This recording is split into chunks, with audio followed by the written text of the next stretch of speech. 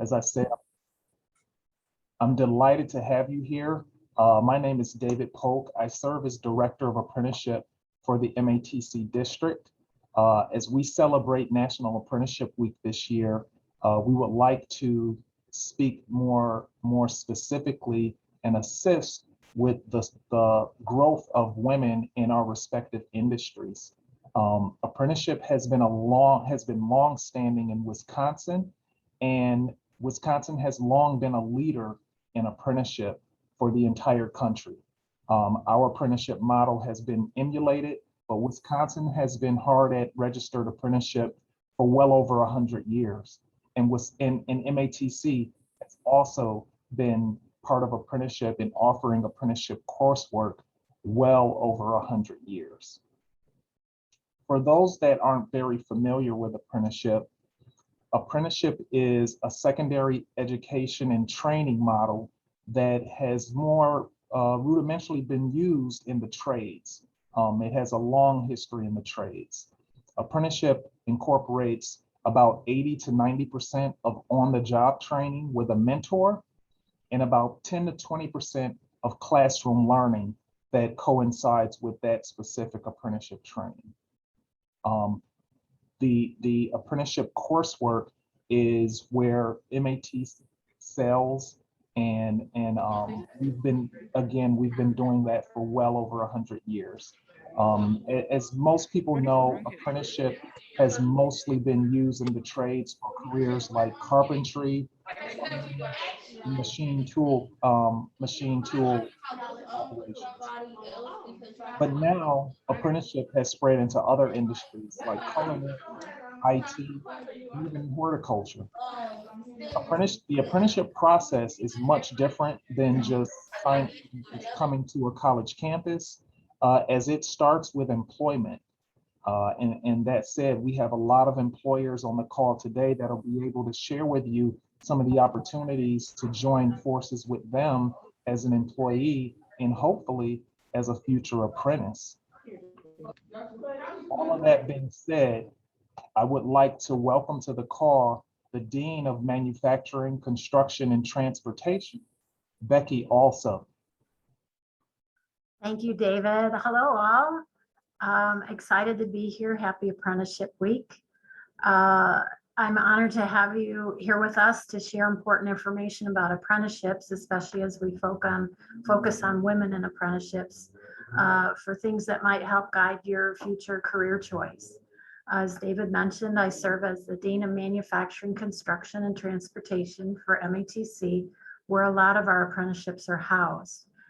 Some of those include things like machine tool and die, arborists, environmental service technicians, or our newest apprenticeship in truck driving. As a woman leading this pathway, events like this are very important to me, as I would like to have more women engaging in these very profitable careers. I've worked my entire career being a non-traditional female, and at times also a non-traditional white female. This began my years as a meeting and conference planner with the Society of Manufacturing Engineers. Then I worked at MATC in my first time arranging for customized training programs for local Milwaukee businesses.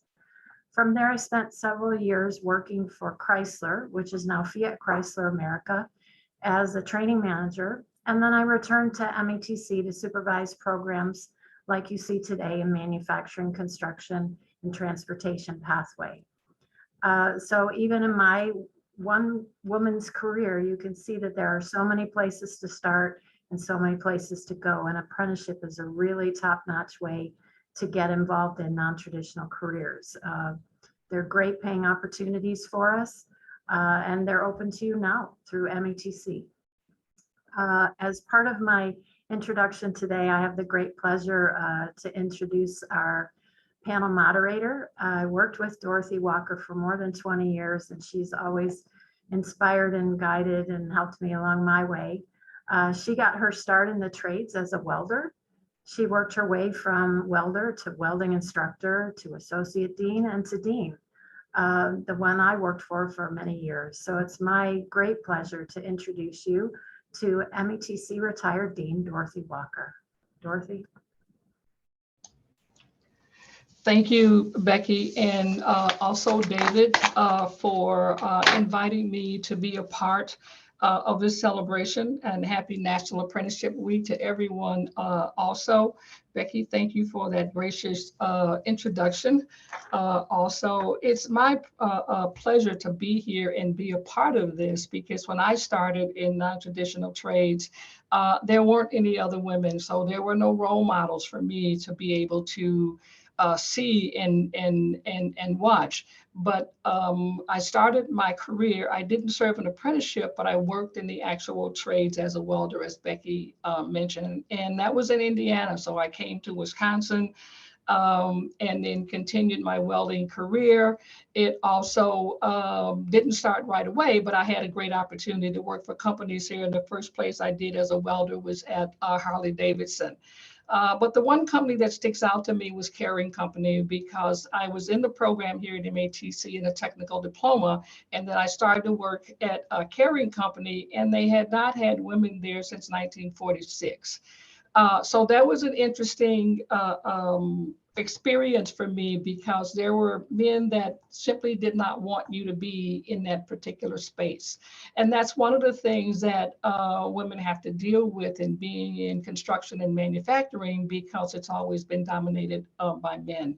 But the careers that you can get through the apprenticeship areas are tremendous careers, because not only you learn, but the salaries and the wages, again, are wages that women, if you're single mom, which is what I was, you can also be able to earn a good salary, have good benefits for your family also. So having high schools today to be a part of this is really exciting for me, to talk to young people about all the opportunities that are available through the apprenticeship process, and all the training and all the education that you can get. And there are a lot more women out there now than it was when I came along. So there's plenty of women out there for you to have as role models. Also, when you go out into the industry in there, and some of them are on here today, and you'll hear them talk about their experience going through the apprenticeship process, as David talked about, going through that, and some of the experiences, but what they learned from that also they can pass on to you. So it's my privilege to be a part of this today. My long history at MATC, I retired in 2019 after 41 years at the college. And this, if you really want to get a foothold on education, this is the place to be. So we're so happy to see so many other high schools that are on here today, and the young women that they bring with them to hear this conversation. So my role today is to moderate the panel, and also be able to introduce the panel members to each that's going to be a part of this panel today. And we'll hear their stories and hear how they came through, what experiences they had also, and we'll ask them some specific questions about their areas. So the panels today that we're going to have will consist of 4 people. Mary Rooney, who is served a manufacturing and machine tool apprenticeship area, and also a manufacturing and machine tool instructor here at MATC now. The second person is Kalia. Last name is Najelki, who served a apprenticeship in concrete and masonry. Michelle Robinson, electrician with Local 494, and Sarah Klein, who's at Harley-Davidson as an industrial electrician, but she went through a youth apprenticeship. So that's a person that's right in high school, going through at the same time that they're in high school, and then working in industry out there also at the same time. So Kalia, forgive me if I just did not pronounce your name correctly in here. So each one of them will ask questions to each one of them. And what I'll do is I'll ask a person as I ask the question, so that we'll give everybody a chance to really chime in and answer the questions also. So the first thing that I would want you to do is that when the is to give us your name, what industry did you serve an apprenticeship in, and Mary, why don't we start with you if that's okay? Good afternoon. My name is Mary Rooney. I served my apprenticeship in machine tool, and that deals with tool and die. So I was actually a tool room machinist. So I serviced the tool and die makers, made their product. Okay. Kalia? Hi, just to correct, it's Kyla. That's Kyla. easier anyway. Yeah. But Thank you. so I'm about 24 years into the industry, and I served my apprenticeship as a cement mason for the operative plasters and cement mason. So concrete and masonry is my trade. Okay. Michelle?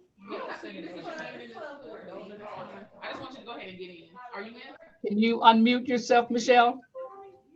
I apologize. I'm in the field electrician, journeyman wireman, but I also part-time teach for the apprenticeship program. Okay. And Sarah?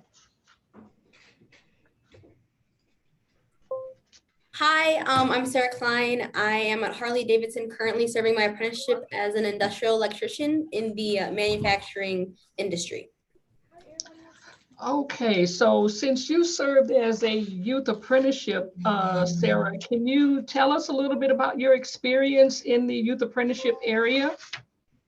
Yeah, of course. So my youth apprenticeship was a program that NPS does to help students learn about careers that they may want to further once they graduate.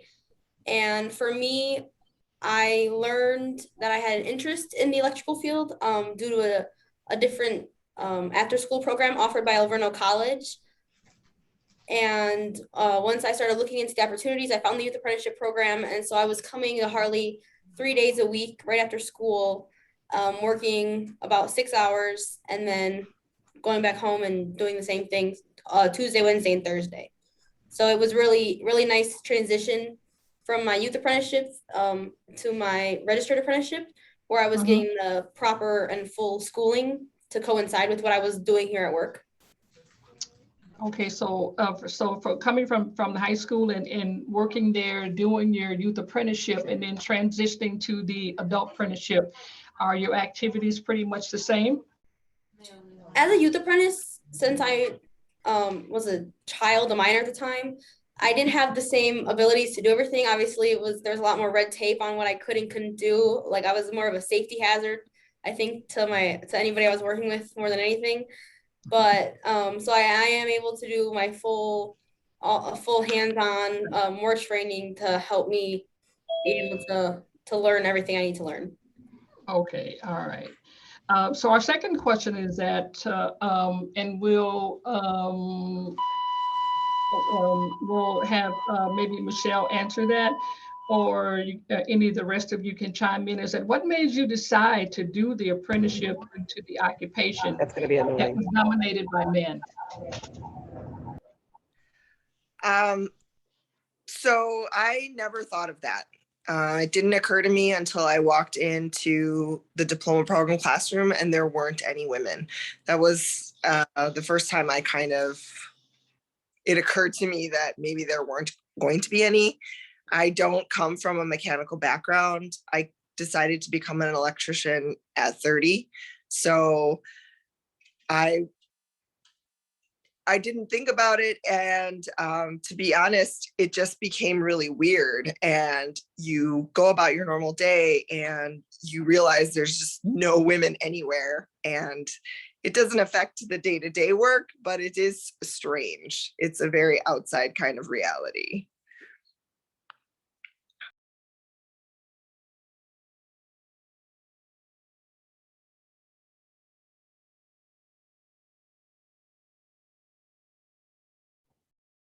Dorothy, I think you're still muted.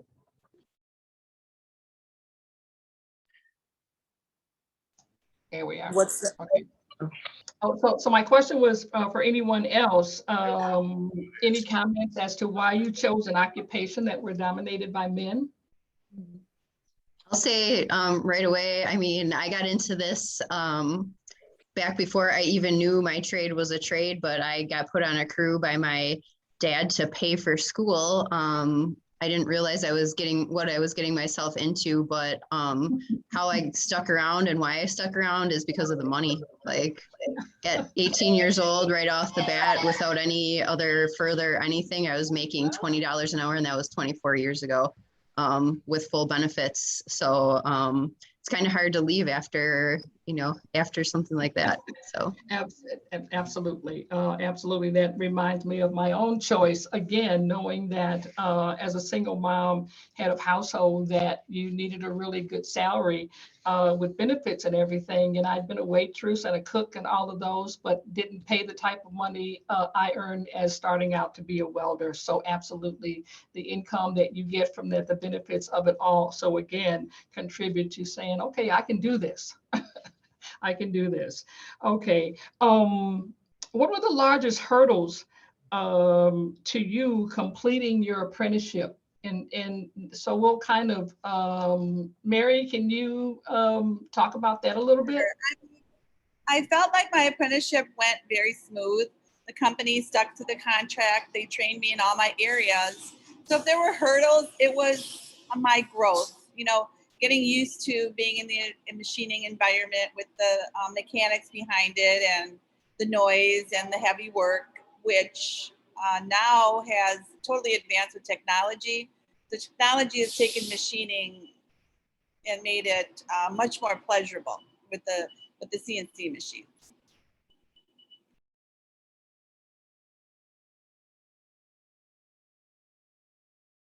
I can't hear you. Okay. Any comments from any of the other panelists as to what were some of the hurdles? I know for me in particular, coming straight out of high school, a big decision I'm still in my apprenticeship. I'm only 2 years into my 4-year apprenticeship. However, the biggest hurdle for me was realizing how much I would be, quote unquote, giving up. Obviously, going from 18, working like in restaurants as a hostess to 19 and having an adult job, and it's not like your Walmart job where you get to call off as often as you want, and it was a conversation my parents had with me very often, is like, hey, you're going to be missing out on your college experience here. You're going to be missing out on the fun things your friends are doing. You're going to have to turn down opportunities. But obviously, in comparison to, like the other women were commenting, the benefits and the money, very easy to think, I'm not going to go to college and accrue all this debt. I'm going to be saving my money and building my savings instead. Absolutely. And that's a very good point, that you don't accumulate student loans and all those kinds of things for going through an apprenticeship process also, and you're earning while you learn. So those are the benefits of being and going through an apprenticeship. So one of the questions in regards to the benefits of it, what was the most enjoyable aspect of your apprenticeship? What did you enjoy most about being in an apprenticeship? I'll answer this one. Okay. I'll say, one of the coolest things about it, and not only just the apprenticeship, but as far as like going through the career, that I get to be, and I've gotten to be a part of like some of the really cool projects around the city that remain, so every time I, drive on the freeway system, or every time I take off and land on a runway at Mitchell International, I'm always using one of the things that me and my team built, and it's kind of like a real sense of pride, and it's something that's always going to remain, and it drives people crazy when you're driving in the car with them, pointing out everything that you worked on and stuff like that, because they get kind of sick of it. But that's kind of that's one of the things that's super I don't know, that's a super huge benefit to being in the trades.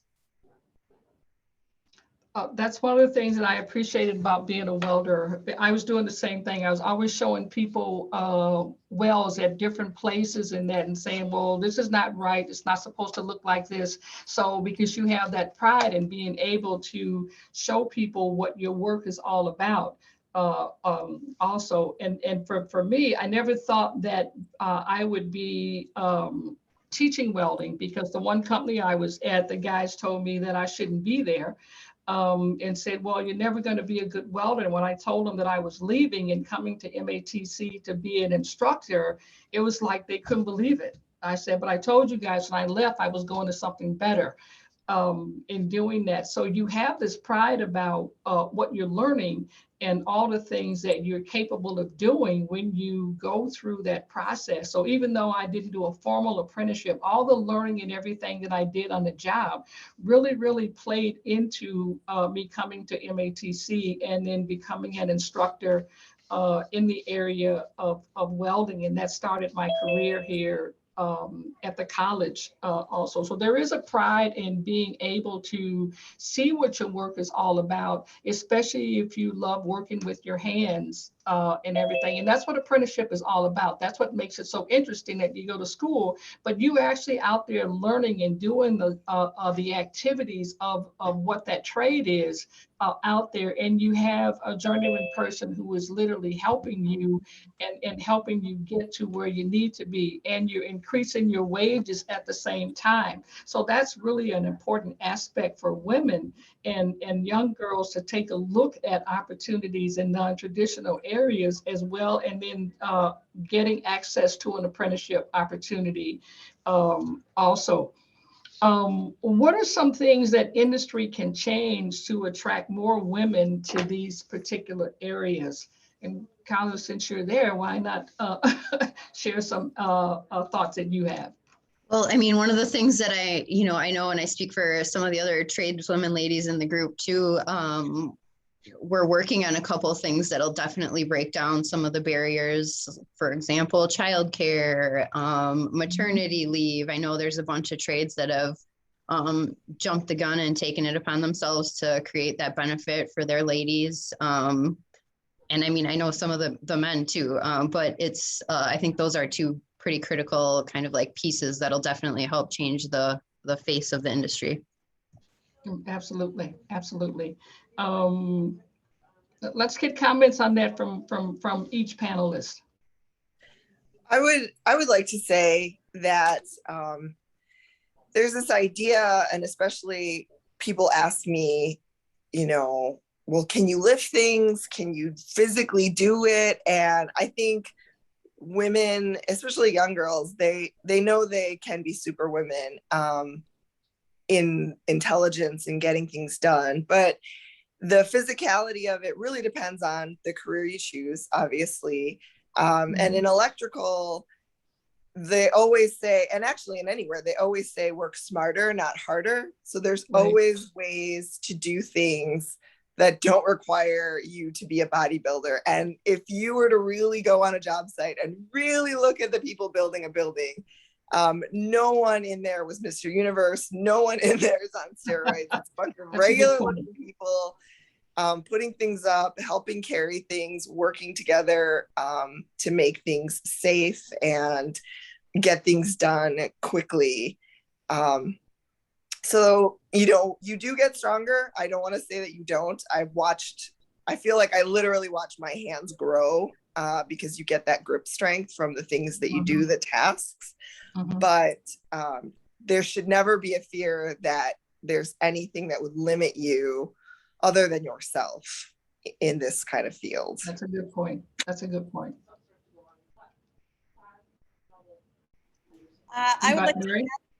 I was going to add that the employers could nourish an environment that looks at the uniqueness of women and what we bring to the table that they might be lacking. So we're going to fulfill, we're going to make them more well-rounded as a company. We bring some diversity.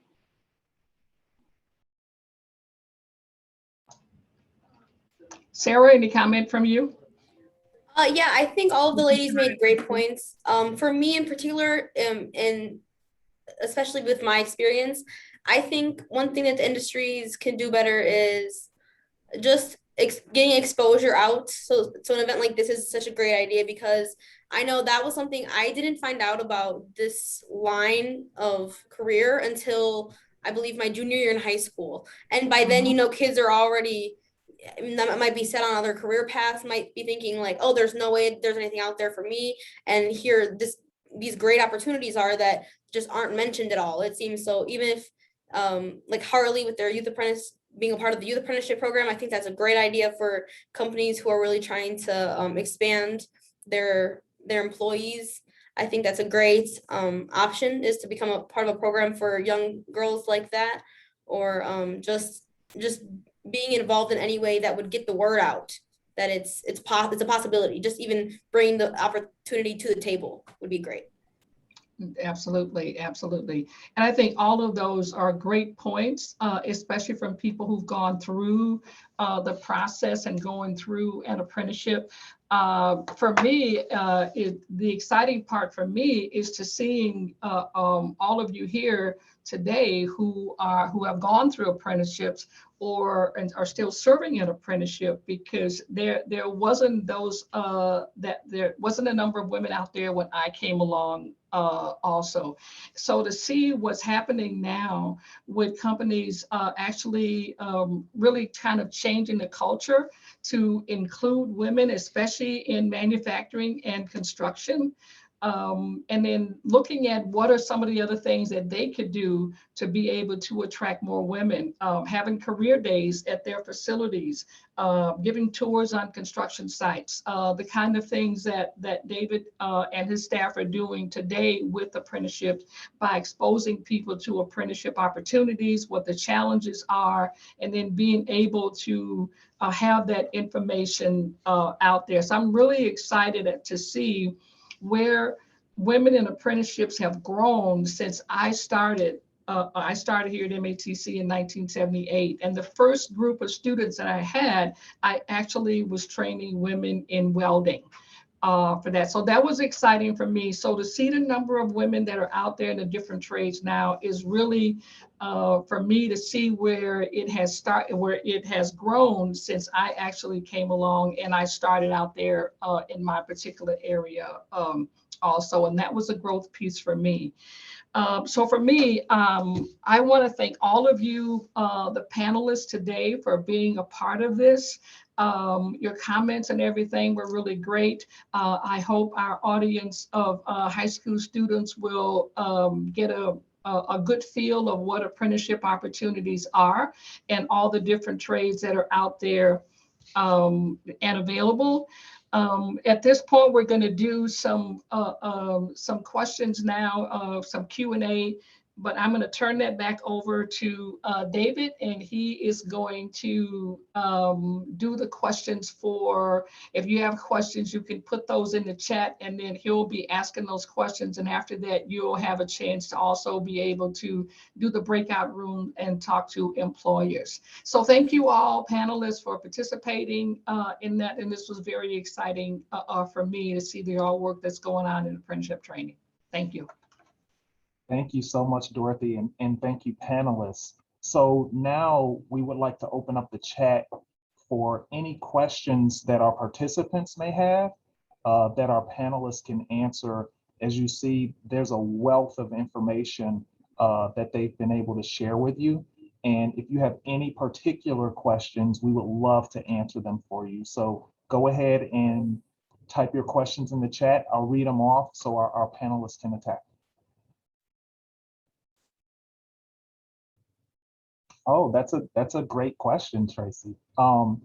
So as I started, the apprenticeship is much different than just coming to a college and signing up for a program. It actually starts with employment. So you have to be sponsored by a union or an individual employer that has apprenticeships available. And we have some of those employers later on in the presentation. But how about the panelists? How did you guys get involved in your particular apprenticeship? We'll start with Kyla. So I got in, I started my career as a laborer, which at that point in time, like I said, I'm dating myself here, but that was 24 years ago. And I wasn't a part of an apprenticeship. And then as I learned a little bit more, I was offered to become a cement mason. So then I joined, but I know, speaking on behalf of the cement masons, that someone would get into an apprenticeship, you'd have to have a high school diploma, and the only other qualification is that you score a certain score on either an ACT or or on your AccuPlacer. So I know that students now are required to take the ACT, so you can use that score as transferable into the application process. But for us, it's just a matter of expressing interest, and then we try to hook you up with an employer, and it's to go from there. But I do know the different, some of the different trades have a little bit of a different type of process too. So whatever trade it is that you might be interested in, you'd have to kind of like figure that out based on the specific trade that you were trying to get into. And Michelle, you started your apprenticeship later in life. How did you get in your particular apprenticeship? So in 2008, I was laid off with the rest of the universe, and I needed to decide what I wanted to do. And what I hated about what I did was sitting all day. I really wanted something where I could like move. So I went from being a bookseller to being an electrician, and I called the union hall and I said, I want to be an electrician. And they said, what do you know how to do? And I said, I can read really well and I can analyze anything you want. And they sent me to the diploma program, which was instrumental. I completed the diploma program. I applied, and you have to take a placement test, which is math and reading. The math, because I was years out of high school. So those of you high school students out there really have the advantage, because I really felt like people could hear me think because I was trying so hard during the math portion. Electricity deals with algebra. Tesla was in love with threes. So we're on 60 hertz and we use a lot of triangles and things like that. So I worked really hard on that, and then I breezed through the comprehension, and I wish I had been able to go back to the math. But then you're ranked. It's a little different now. When I took it, there was an interview process. There was a panel of people who shot a bunch of questions at you, and you nervously tried to answer them. Now that's eliminated. You need after you take your placement, you need a letter of recommendation, and then everything gets initiated, obviously, with your initial application. You do have to be 18. So that's everything. So you can download the application, have your transcripts ready, submit it. They'll set you up for a test. Those are rolling. And then the actual placing of apprentices doesn't happen until May through July. I was placed in July.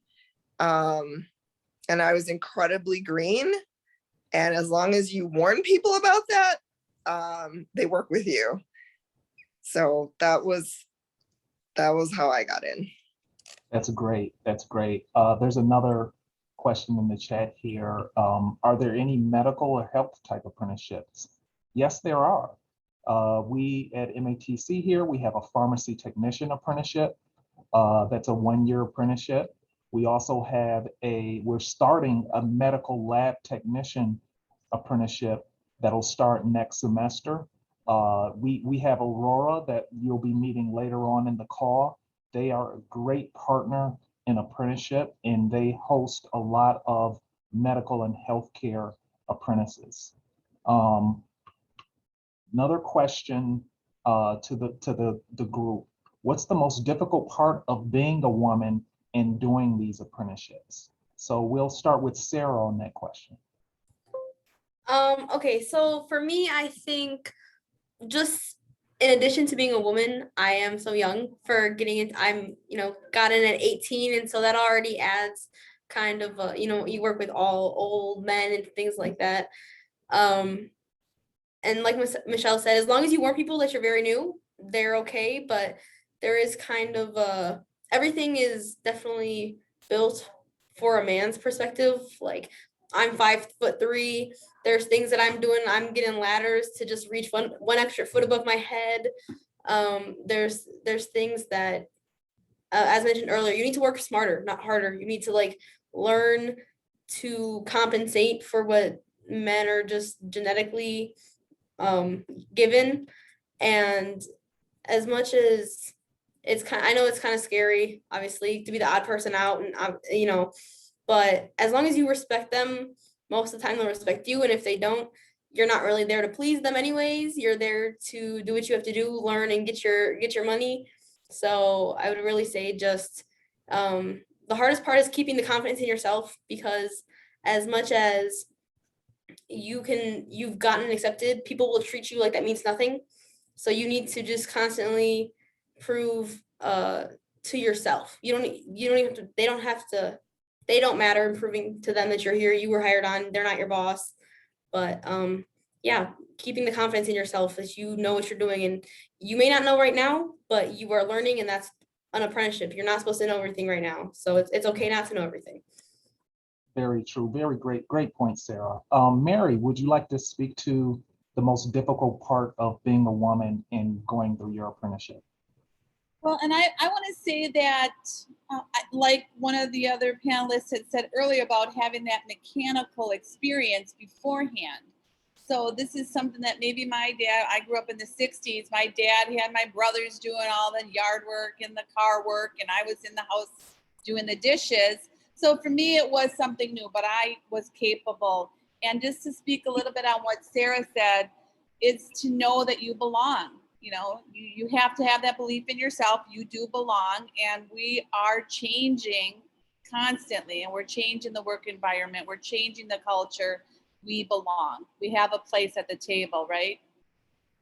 And I want to also say that there are some men that are going to give you a hard time, but there's you stick with the ones that accept you, and you stick with the ones that, you know, accept you, that bring you into the fold. That's great. The next question, could you go to college and still do an apprenticeship? So that's a complex question, because while you're in your apprenticeship, you actually do go to college. You take college classes here at MATC, but there's also a caveat. We do have a program that you can get your associate's degree either simultaneously upon completing your apprenticeship or very soon after. And all you have to take for the associate's degree is your general education classes. And you'll have the complete apprenticeship and the associate's degree. So that's a very good question. And we at MATC, we can definitely accommodate that. The next question is for Dorothy Walker. Was it hard for you as an African-American woman in welding? When I first started, it actually wasn't, and that was in Indiana because I learned my welding on the job. But when I came in at Harley, it wasn't bad either, because I worked third shift, so there were limited people that I had contact with. It wasn't so much as being an African-American woman as just simply being a woman in that area.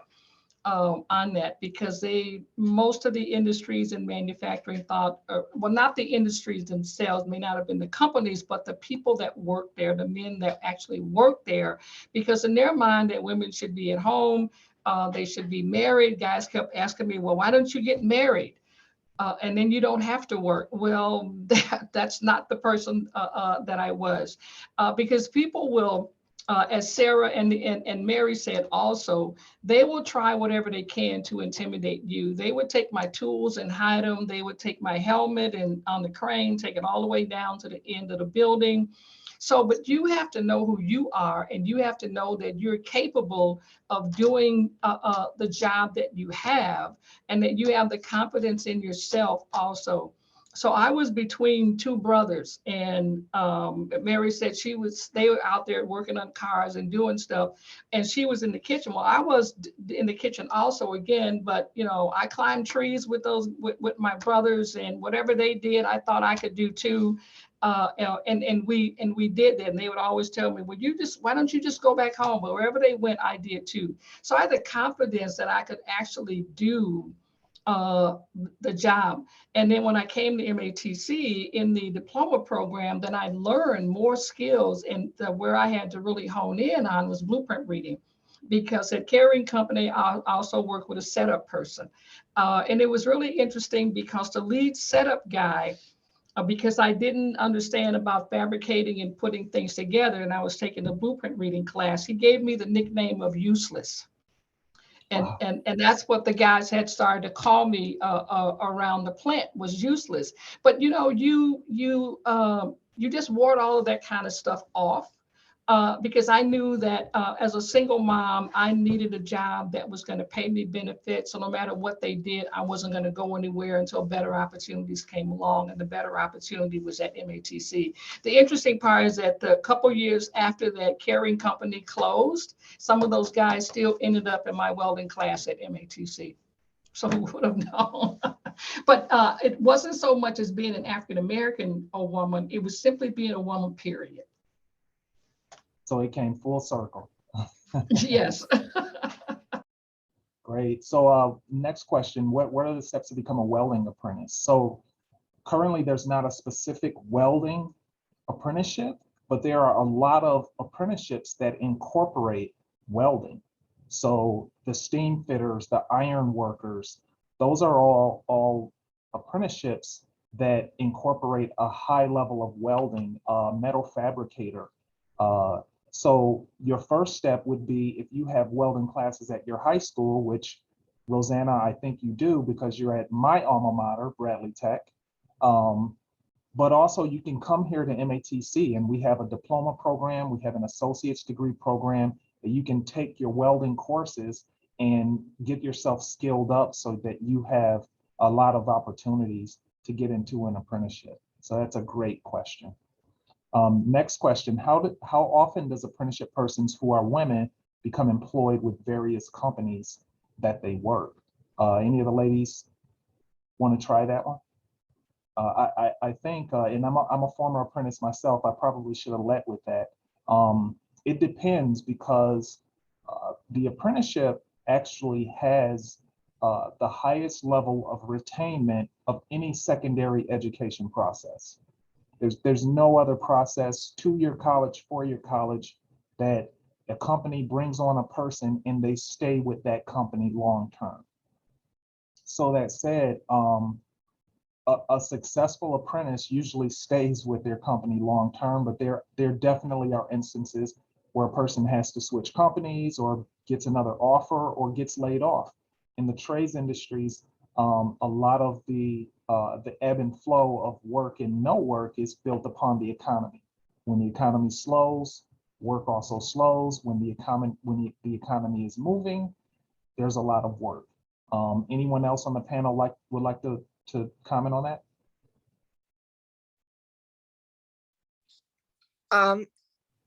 I can speak on that. So you belong to the union when you are a 494 electrician. And that just means that you and your card, you can move to different companies, and it doesn't, because of the workload or because of the situation, it doesn't necessarily reflect on you. It can, but it doesn't.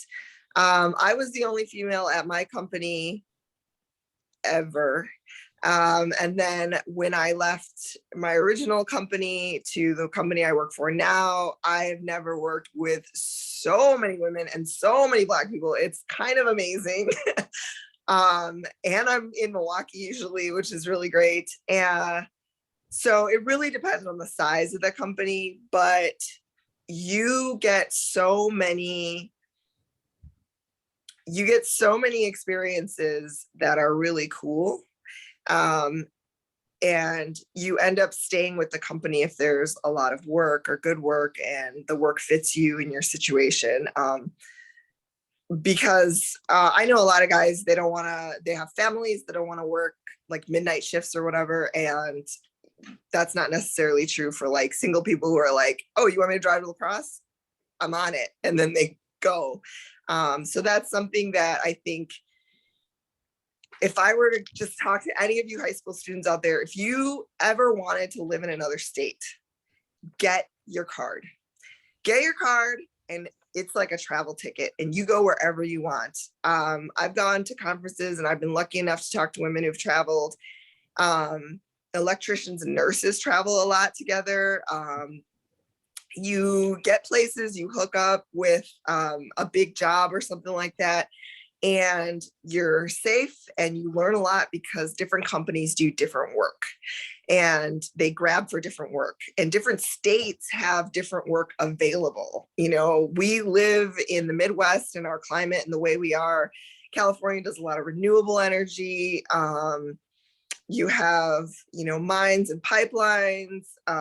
You'll have water pump systems. I met two amazing Black female electricians. They were marine electricians from Georgia. And like, I would say if you ever wanted to just have a ticket to go anywhere, Golden, it's an apprenticeship and it's your JW card. That's what I would say. That's great. Thank you for that, Michelle. So the last question we have, is there a one-stop shop? And Kyla put into the chat, MilwaukeeBuildingTrades.org. If you go onto MATC's website and click on our apprenticeship page, we have a ton of information. And also DWD has a wonderful page that actually features companies that sponsor apprentices more routinely. And you can reach out to those companies and ask if they are hiring for apprenticeship positions. Perfect segue. We've reached a portion of our presentation where you can actually talk to companies that routinely hire apprentices. These are absolutely wonderful partners to MATC. We have here We Energies, we have Walbec Group, we have Employ Milwaukee, Harley-Davidson, Advocate Aurora, and we have the Painters Union. That said, why don't we start with Walbec Group? We have Tracy Griffith here. Give us two or 3 minutes on Walbec Group. Absolutely. Good afternoon, everyone. It's nice to see the familiar faces, and for those of the students and attendees, Walbec Group is a road building heavy highway contractor. The apprenticeships we offer are in 4 trades that we're signatory to, which are laborers, operating engineers, cement masons, which Kyla was talking about, and then carpenters. And so the opportunities, people forget about road building. A lot of the times people will want to go into commercial and they'll want to go into residential. And I always say that the road building sector side of the house is such a large scope of work in the industry. And we love to have females apply. We love to bring females into our company, and our numbers continue to increase. And it's awesome to see that women aren't afraid to get out on the road. So when you're out there driving around, take a look. And if you think this is something that you would be interested in, working full time and going to apprenticeship is such an opportunity. And so don't wait until you're the average age of the apprentice, which is about 28 years old. Get into our company now, get into a trade now. Great, thank you so much, Tracy. Why don't we go to We Energies, Jennifer Buchanan. All right, I wanted to make sure my camera was working. Okay, good afternoon. My name's Jennifer Buchanan. I'm an electric operations manager here at We Energies. We Energies is your local utility provider for both gas and electric. The apprenticeships that we offer here are line mechanic, gas distribution worker, pre-design, and design. We also have youth apprenticeships, and that's what we have on the call today is youth. So I would love to see you in my breakout room, talk more about what we can offer you right now. And I also have someone that is with me who is a graduate of MPS from their youth apprenticeship program, and she is now a permanent employee of We Energy. She's one of our pre-designers. Her name's Soraya, and she'll be in the breakout room with me if you have any questions for her. Thank you, Jennifer. Let's go to Shanna Beanen from Harley-Davidson. Hi, everyone. Shanna Beanen, happy to be here. I am the talent acquisition lead for Harley-Davidson. So we make motorcycles. I think everyone knows that. You know, our facility here in Wisconsin, we have 2, you know, but our apprenticeships are primarily out of our facility in Menominee Falls, where we manufacture and assemble our powertrains. We offer apprenticeships in 3 trades: maintenance toolmaker, maintenance electrician, and maintenance mechanic or machine repair. And we also offer youth apprenticeships in those trades as well. So I'm hoping that Sarah will be in the breakout with me as well. Sarah, you know, obviously a industrial electrician youth apprentice, hired on, you know, full-time as a registered apprentice in the industrial electrician space. And, you know, we're happy to have her, and, you know, I'm sure she can share more about her experience if you're interested in learning more. So thank you. Thank you, Shanna. And we have Anna Helbig from Advocate Aurora. Thanks, David. My name is Anna Helbig, and I'm a program manager with workforce development at Advocate Aurora. So Advocate Aurora is the 9th largest non-for-profit healthcare system in the entire country. Our geography spans from northern Wisconsin all the way down to southern greater Chicagoland area. Our current apprenticeships are in culinary and facilities maintenance. And as David alluded to, we are developing that medical technologist apprenticeship as well. So happy to talk about that, as well as our other openings, as I realize we're a slightly different employer on the apprenticeship side, being in healthcare. All right, thank you, Anna. We also have Frederick Nelson from Employ Milwaukee, who can offer some resources. Hey, greetings, everybody. Thank you for the opportunity to attend. I thought it was a great conversation. My name is Frederick Nelson. I'm with Employ Milwaukee. I'm part of the Workforce Business Solution team. So I kind of play a double role. We don't actually have jobs per se, but we're connected to opportunities. So what I do, I work with different employers in different sectors. I also work with the general community. And what I do, I try to bring those opportunities to the community and connect individuals to sustainable paying wages, as well as training opportunities. So Employ Milwaukee, we have a couple of programs that we offer for youth. We have our Youth Build opportunities. We also have a program called Brighter Futures, and as well as Earn and Learn. So I'm looking forward to being able to go in a little bit more details in the chat room. And once again, thank you for the opportunity. All right, and last but not least, we have Adam Holmes from the Painters Union. Hi, first off, let me thank everybody for attending. This has been a great presentation. Thanks to MATC and David Polk for having us. Yeah, like David said, my name's Adam Holmes. I'm the training director for the Painters Union. Our headquarters are right outside Milwaukee and Big Bend, but we actually cover the entire state of Wisconsin and the UP of Michigan. And very similar to Tracy, who deals with more than one trade, so do I. We don't have just painting, we have drywall finishers and glazers as well. Not that I'm not trying to brag or anything like that, but I think it was hinted at a little bit earlier that, you know, because of the physicality of some of the trades, some trades are more advantageous or more attractive to attracting women into the trades, and we seem to be one of them. When we run our numbers, both the drywall finishers and painters have well above average on the, you know, female participation. You know, bigger than some of the other trades. So yeah, we'd love to chat with you if you want to learn some more. And yeah, hopefully we see you in the breakouts. Awesome. So now we're gonna put up some buttons for you to join separate chat rooms with each of the employers to learn more about their opportunities. All you have to do is click on that specific tab, and that'll take you to the separate breakout room with all of the different employers. Thank you again so much for attending. I hope you learned as much as I did, and we'll see you on the next round or next year's National Apprenticeship Week. Thank you all.